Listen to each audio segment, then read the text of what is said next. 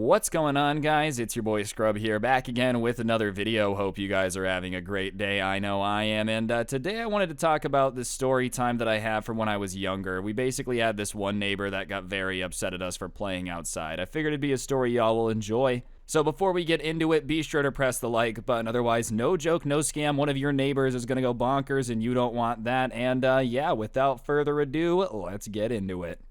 Nice racking her ass Brazilian, just turned 21, but my bank's a million, swear I'm... Alright, so this story takes place one day when me and a couple of the neighborhood kids were playing Three Flags Up. For those of you that don't know what that is, it's basically a game where like a group of you stand on one end of the street and one guy stands at the other, and he throws the ball and then everybody tries to catch it, and if you catch the ball 3 times, you get to go throw it. It's pretty pointless, but it was a lot of fun, you know, we would play it a lot. And obviously for a game like this you need a lot of room, so we were playing where kids play most games, which is in the middle of the road. And I understand a lot of people are like, playing games in the middle of the road is dangerous.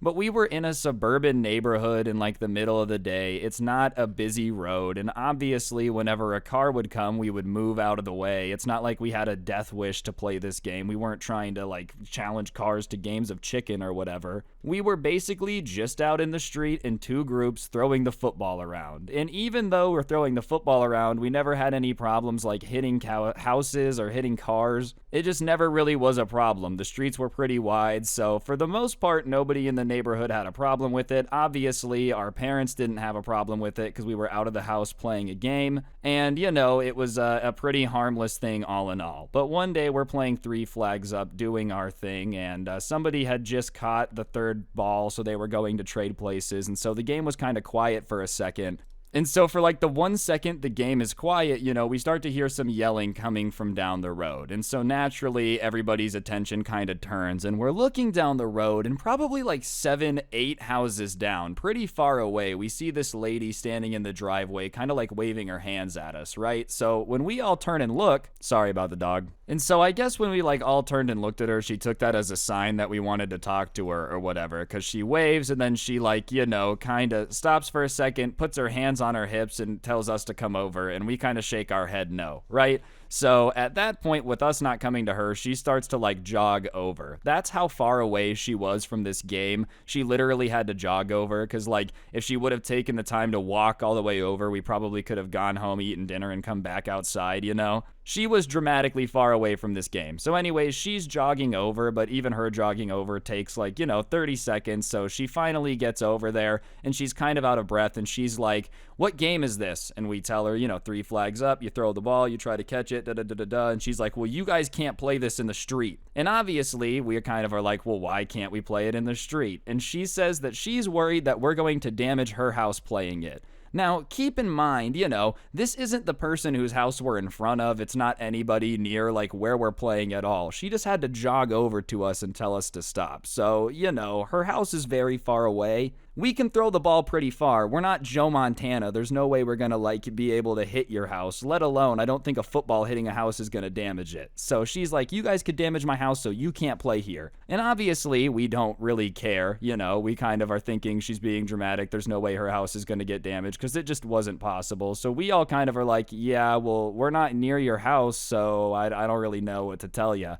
And at that point, she starts to get mad. She's like, you guys are going to damage my house. I can't just sit idly by and let you guys play a game that's going to cause damages to my property, and, you know, you guys need to move. And at that point, our entire group was like, we're not going to move, right? Your house is really far away. We play this game like every day for hours. You've never had a problem with it before, so no, we're just not going to move. We're not going to hit your house, I promise. Because your house isn't involved. It's like 9 houses down. We don't have an arm that good. If you just went back inside, you probably wouldn't even hear us playing. Like, we're just not going to move. And she doesn't like that. She's insistent that we move because she's insistent that her house is going to get damaged. And then she pulls out what she thinks is the big gun, and she's like, well, then I'm going to talk to your parents about it. And, you know, obviously, usually when you threaten a bunch of kids to go tell their parents, they get scared. But at the time, it just so happened that my parents weren't home for the week, and my grandma happened to be the one that was watching me. So when she threatens to tell our parents, I just go, all right, you can tell my parents. That's fine, you know. And she calls my bluff. She's like, all right, well, where's your house? And I point it out to her, and I say, I'll walk you over there and you can talk to who's home. And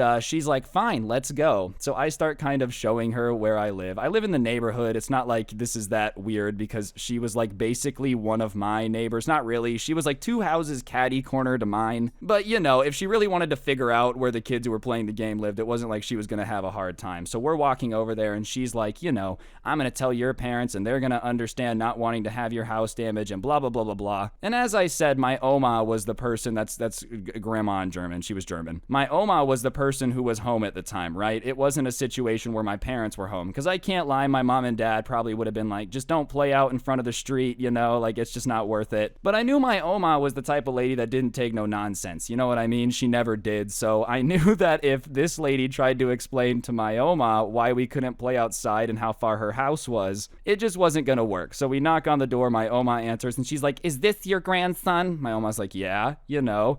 Well, he's playing games in the street, and I'm afraid that, you know, he's going to damage my house, and da-da-da-da-da, and they're throwing the football around, and there's a group of them, and I'm just worried about the safety of my house, so he said that they're not going to move, so I said I was going to come tell his parents, so what do you think of that? And my Oma kind of like looks this lady up and down and goes, well, where do you live? And she points at her house, and my Oma takes some step down off our porch and looks and sees that we're like really far away. We're like 9 houses away. And my Oma goes, these kids are so far from your house that like they're not going to damage your house. That's really far away. Come on. You can't expect me to tell them to stop playing in the road 9 houses down. They're not going to damage your house. Like, leave them alone. And obviously the Karen doesn't necessarily like being told that she's wrong and to leave us alone. So she's like, well, when my house gets damaged, it's going to be on you. And I'm going to come knocking on this door and da-da-da-da-da. And my Oma just looks at her and goes, shut up. They're not going to do that. And the lady is kind of in shock for a second, right? Because like, I don't know if she just expected to not be told to shut up or really thought she was in the right or what, but it kind of catches her off guard. And she makes the mistake of like trying to, you know, intimidate my grandma. She's like, excuse me, ma'am, what did you just say to me? You know, like, excuse me? And my Oma's like, all right, like, listen, you're just bothering these kids for no reason. They're not going to bother your house. They're not going to damage your house. They're basically across the neighborhood. So just leave them alone. Like, just stop. Come on. Like, they're not going to damage your house. And the Karen's retort is just, you know, like, well, you know, I just feel like you have no reason to be disrespectful. There's no reason to be mean to me. Like, you don't need to give me attitude. And my Oma is just not taking any of it. And she's like, you're the one being a weirdo coming over to ask to people's parents because they're playing outside. Like, you know, if you didn't want people to tell you to shut up, you shouldn't involve yourself in everybody's business because that's what's going to happen. And the lady is just kind of standing there, dude. My Oma was a very old lady, you know, so she was just not from the same cloth as most people, dude. She just didn't really take no nonsense. And, you know, usually that was from me. She didn't take much nonsense from me, but times like this, it came in handy. So regardless, at that point, she looks at me and she's like, just go back to playing the game. You know, you guys go back to playing. Don't worry about it. Don't sweat it. And the lady's like, you're just going to let them keep playing? And she's like, yeah, of course I am. Like, they're not hurting anyone. It's fine. Just go back to playing the game. So I go back to playing, you know, and I hear them kind of arguing back and forth for a second. And I'm probably like 10, 15 steps away. And I hear my Oma go, Ryan. And so I turn around and I'm like, yeah. And she goes, and remember, if anyone tells you stupid rules that don't make any sense, you don't have to listen to them. And the lady's face was just all annoyed, you know, like just super pissed off. So whatever. She goes back to her house. I think that's the end of that. I go back to my friends. I'm like, we're good to keep playing. Don't worry about it. My Oma took care of it. You know, I called in the big guns over here, Miss Trudy. So whatever. We go back to playing. And I want to make it clear that like I probably would have moved fine if there was a real reason. Like I said, if the person whose house we were playing in front of came out and said like, you're being loud or I don't want you in front of my house, we would have moved. It wasn't a situation of us wanting to be disrespectful or like make this lady mad, but it's just also a situation of we weren't going to damage her house, right? Like we weren't just going rambunctious, not listening to anyone in the neighborhood. But yeah, if you come outside and say we're going to damage your car when it's parked in your garage 15 houses away, I feel like at that point you're just asking people to be like, that's stupid and I'm not going to do that. So anyways, we get back to playing and we're playing for a little bit, and all of a sudden we see this lady pull out of her garage in her car, and she had this like golden SUV, that just super early 2000s gold SUV,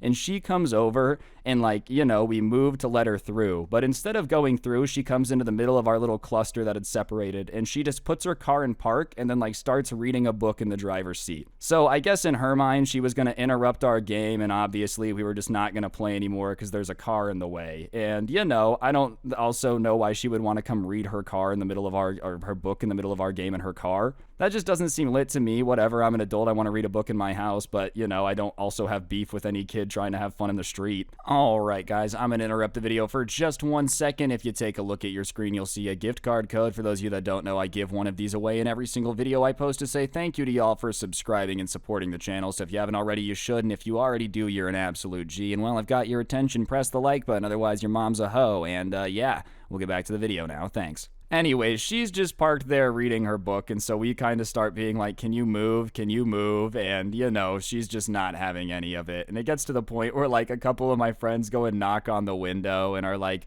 please move. And at that point, she looks and she's just kind of yelling at us that she's not going to move until we go home. And, you know, we need to stop playing our game. And if we're just going to keep playing, then she's going to sit here and make sure that we don't keep playing, right? So we do this, like, the only move we think is funny, and we just back up 15 feet. So now we're just throwing the ball over her car. But sure enough, she puts it in reverse, kind of like slowly backs up. We separate. She gets in the middle of it. She puts it in park, does the whole I'm not going to move thing. So at this point, we've tried to move our game. We've tried to not play around your car. You followed us again. So this was probably not the best idea. In our mind, we're like, we're just going to keep playing. Fine. We'll play around your car. If you're going to park your car in the middle of our game, then I guess your car becomes a part of the game. So we decide to just keep playing. And sure enough, she doesn't like that. She was very calmly reading the book, but once she realizes we're just going to keep playing, she starts kind of looking up from her book way more often, you know, looking around, trying to make sure that like nothing's going on with the car.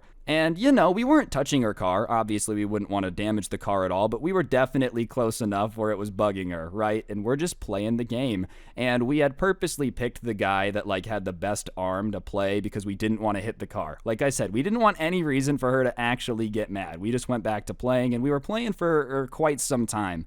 And it just so happened to work out that, you know, the first 5 throws get tossed, and of those first 5, you know, 3 of them get caught by the guy that has the second best arm. So then he goes to throw. And at this point, I'm starting to get a little bit nervous because I realize that, like, as this game goes on, the more and more we have people throwing, the higher the chance of hitting the car is, because if one of the kids who can't really throw ends up throwing, we're going to hit the car. And so he throws 5 balls, 6 balls-ish, somebody else catches 3, and this time it's a kid that isn't very good at throwing. And so he throws, and the first 2 throws don't hit the car, and I'm like kind of breathing a little bit more relaxed. The third one goes up, and I don't know if he just thought to rocket it straight up into the air to make it look cool or what, but this thing just flies straight up. He just missiled that thing. And I'm telling you, dude, in slow motion, I watch it start to arch, and I realize that it's probably going to hit the car. Just like the trajectory of it in the air changes, and I'm like, oh no.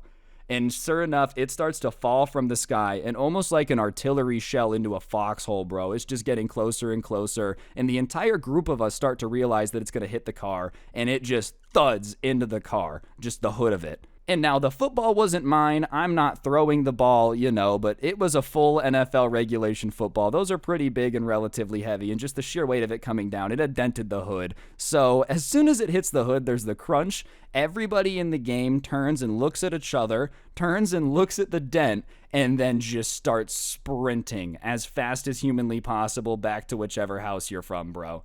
I don't know if the person whose ball it was went to claim it. I don't know. I didn't care. All I know is I didn't throw the ball. I wasn't responsible for parking the car there. I didn't try to catch it. I never damaged the car, so I am gone. I'm out of there. And truthfully, you know, I wasn't paying much attention to who was throwing it. I knew it was a kid that couldn't throw great, but like I was more caught up in trying to get away.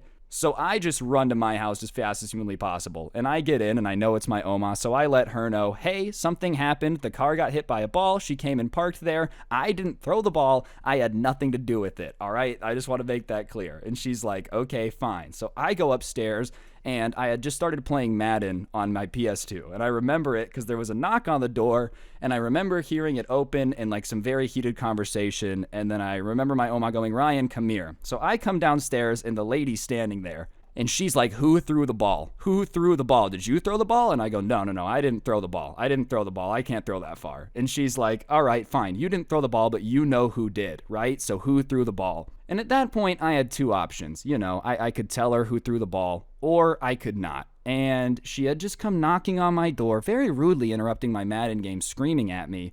On top of that, she had already yelled at me, come and tried to get me in trouble with my grandma, and I really didn't know who threw the ball, so I just said I didn't know. And she's like, no, you know who threw the ball. And I kept just saying, I don't know. And she started to get more and more angry because I think she could tell that, like, I probably could have narrowed down the list to 3 people, all right? But I really didn't know which one of them threw the ball. And so we're just kind of going back and forth about, like, do you know who did it? And me saying, no. Well, did you do it? No. Well, then who did it? I don't know. Did you do it? No. Well, then who did it? I don't know. And I think finally, after a little bit, she started to realize that, like, I wasn't gonna break. I wasn't even trying to hold strong. She just wasn't very good at applying pressure. Like, I was a pretty young kid at the time. I'm not gonna lie. If she would have not been absolute dog water at asking questions and getting information out of people, I probably would have squealed like a pig. I wasn't very good at keeping my mouth shut. But if you just keep asking me who did it and I can keep saying I don't know over and over again, that's a pretty easy pattern for me to repeat. It's not like it takes much effort to just repeat I don't know. But after about 5 minutes of us going back and forth and her getting more and more frustrated with the fact that I don't know who threw the ball, she finally ends up leaving. The door closes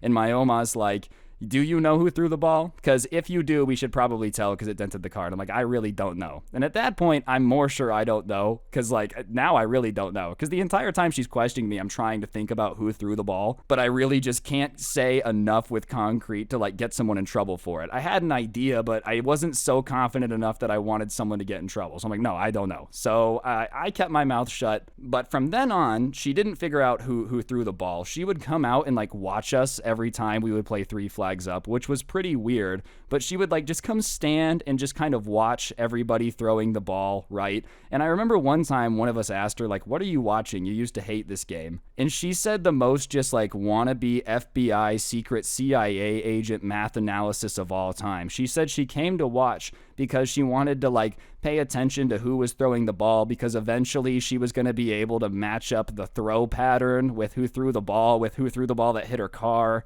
And, listen, I'm sure there was, like, some stuff involved with you probably could get an idea of who hit it with what. But at the same time, I don't necessarily know coming out and just waiting for somebody to throw the exact same arch high ball the exact same way was a good idea to figure it out. I mean, hey, if it ended up working, good for you, but that just seems like some pretty far-fetched CSI crime scene investigation stuff that wouldn't actually work in the real world, I don't necessarily think you could do it. Especially because the entire point of 3 flags up is to, like, throw the ball in that way. Like, that's one of the way people throw it to make it harder to catch. So that's kind of the whole point. But yeah, at the end of the day, she kind of became a 3 flags up fan at the end of the day. She would watch for quite a long time. And, if you don't start beef with neighborhood kids and park your car into the middle of the game, they probably won't hit your car with the ball. Just saying.